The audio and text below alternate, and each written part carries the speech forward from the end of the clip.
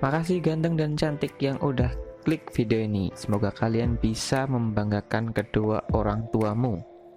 Assalamualaikum warahmatullahi wabarakatuh. Halo, halo, halo. Balik lagi bersama aku ya, Kakang Ngafit. Pada video ini aku akan bahas tentang materi dimensi 3 gitu ya. Dimana disitu tuh terdiri dari 3 sub bab gitu ya. Simak sampai habis.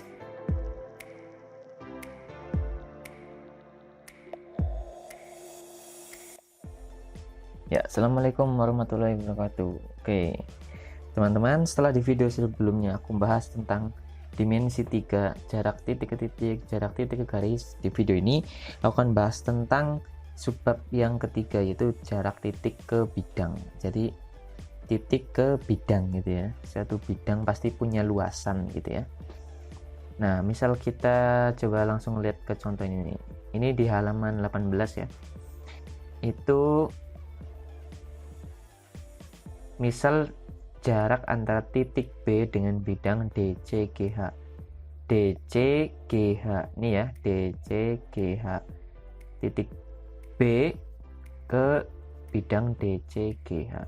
Berarti jarak antara titik B ke bidang DCGH adalah panjang BC gitu ya. BC. Karena jarak itu adalah dimana dia panjangnya itu yang terpendek terhadap bidang tersebut. Dan dia itu pasti membentuk siku-siku gitu ya. Ini kan siku-siku. Nah, garis BC siku-siku terhadap bidang DCGH gitu ya. Oke, langsung aja ke soal. Belum, ke masalah. Masalah 1.7. Di sini tuh diibaratkan antara tiang penyangga dibuat untuk menyangga atap suatu gedung. Ini ya, maksud atap. Tiang penyangganya tuh yang ini nih. Ini dan ini gitu ya. Tiang penyangga ini menghubungkan suatu titik pada salah satu sisi gedung. Suatu titik itu maksudnya yang ini nih. Ini dan ini. Suatu titik pada salah satu sisi gedung dan suatu titik pada bidang atap. Nah, ini ya, ini bidang atapnya nih. Ini nih, pokoknya bidang atapnya inilah.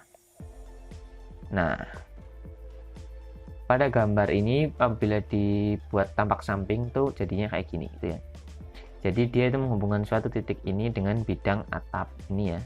Nah, maka kayu penyangga supaya dia dapatkah Anda menentukan kondisi atau syarat agar panjang kayu penyangga seminimal mungkin.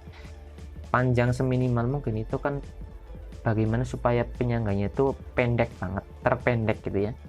Kayu penyangga ini supaya terpendek, maka kayu penyangga ini dibuat ke titik di mana dia bisa membentuk sudut siku-siku atau tegak lurus terhadap bidang atap gitu ya. Sehingga jadilah kayak gini gitu ya. Simple. Jadi syaratnya ya ini ya, Anda menentukan kondisi atau syarat agar panjang kayu penyangga seminimal mungkin, maka kayu penyangga tersebut harus tegak lurus atau membentuk sudut siku-siku terhadap bidang atap gitu ya. Oke, sekarang langsung ke ini contoh soal nih, masalah 1.8. Diberikan kubus ini ya dengan panjang rusuk 4 cm. Titik A, F, G dan D ini ya, A, F, G, D itu dihubungkan sehingga terbentuk bidang AFGD. Nah, bidang AFGD ini udah diarsir warna hijau gitu ya. Berapakah jarak titik B ke bidang AFGD? B itu mana? B itu ini. Nah, nih.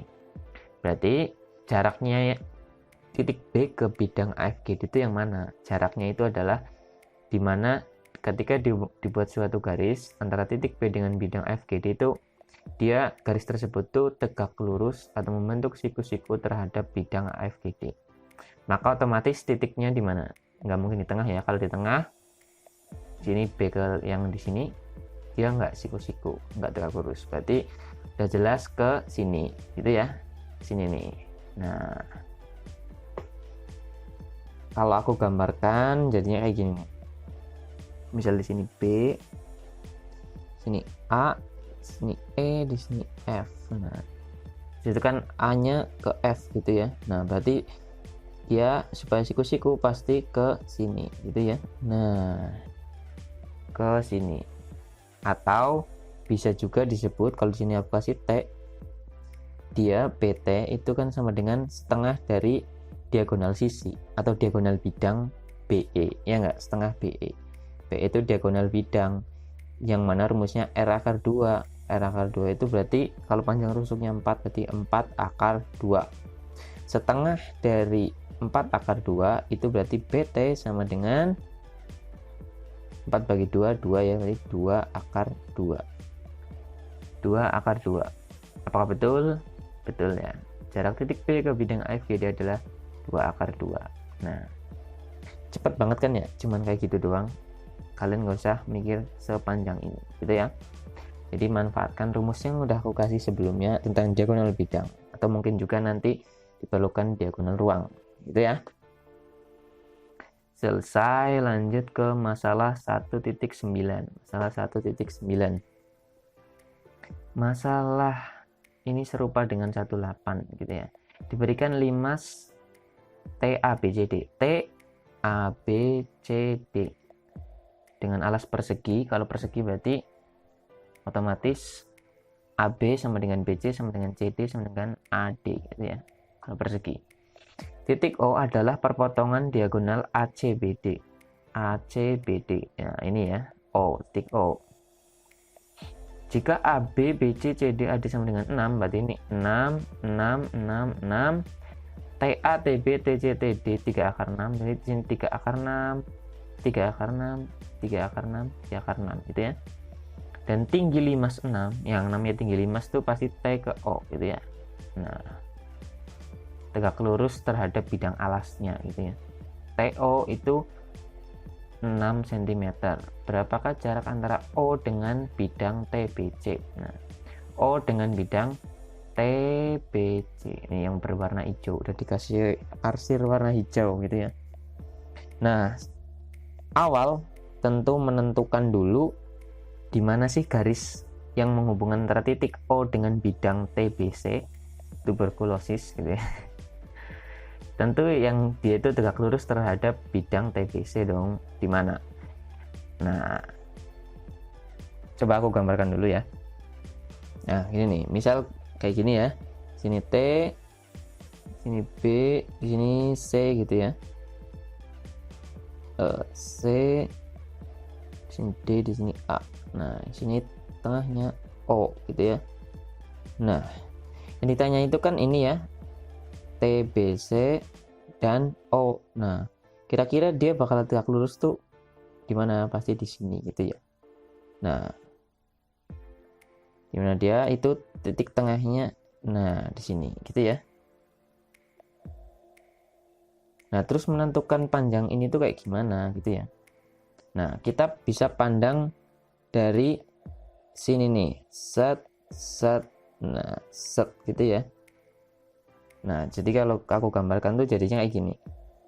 Set, set, set. Di sini T, di sini O. Kemudian di sini tuh titik tengahnya antara CD. Misal di sini aku kasih nama P gitu ya. P. Nah, berarti di sini P. Nah, jarak antara O dengan bidang TBC itu ini nih. Nah, dia tegak lurus gitu ya. Misal di sini aku kasih nama Q gitu ya. Nah, paham nggak sampai sini? Paham ya? Jadi ini tuh ke sana itu titik O ke bidang TBC itu berarti sini ke sini nih, pertengahannya itu sini gitu ya, supaya dia tegak lurus. Nah, kemudian berarti kan yang ditanyakan itu kan yang ini ya. Nah, ini nih. Sementara TO itu kita tahu TO itu kan tinggi limas, tinggi limasnya kan 6 cm. Kemudian OP itu kan ini ke sini itu ya. Berarti dia itu setengahnya AB. Nah, AB itu kan tadi diketahui AB itu 6. Berarti kalau setengahnya berarti 3 gitu ya. Nah, di sini tahu 6, TO tahu, OP tahu, berarti TP bisa kita cari dong, TP. Ya enggak? TP bisa kita cari dari rumus Pythagoras. TP sama dengan akar dari 6 kuadrat ditambah 3 kuadrat. Berarti akar dari 36 ditambah 9 sama dengan akar dari 45 gitu ya. 45 kan nggak ada akar 45 gitu ya, jadi kita pecah, berarti 9 kali 5 gitu ya. 9 kali 5 kan 45, akar 9 itu 3, berarti 3 akar 5. Berarti TP kita tahu 3 akar 5. Nah, kalau udah gini kan gampang, tinggal pakai yang tadi di video sebelumnya, di video tentang jarak titik ke garis gitu ya. Itu kan tinggal kita membandingkan luas segitiga.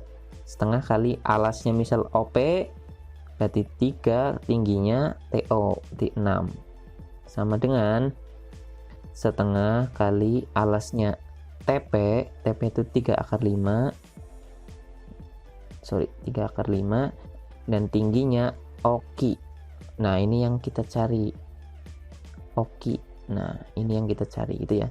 Setengahnya bisa kita coret, 3-nya bisa kita coret.